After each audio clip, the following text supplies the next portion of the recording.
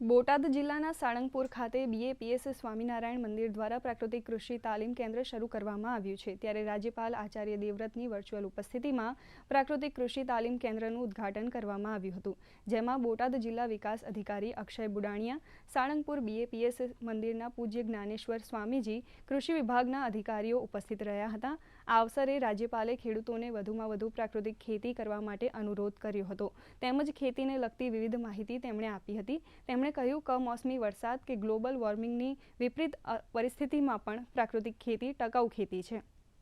શાંતને લક્ષ્યમાં રાખીને મુખ્ય 5 આયામોથી અહીં આગળ પ્રાકૃતિક કૃષિ કરવામાં આવે છે।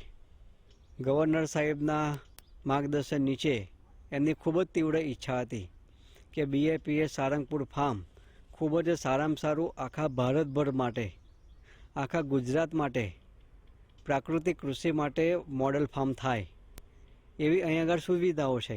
વર્ચ્યુઅલ અહીં આગળ પ્રત્યક્ષ પ્રાકૃતિક કૃષિ તાલીમ કેન્દ્રની સ્થાપના થઈ છે। આશા રાખીએ છીએ કે બધા ખેડૂતો અહીં આગળ આવી અને સારામાં સારી તાલીમ પ્રાપ્ત કરે।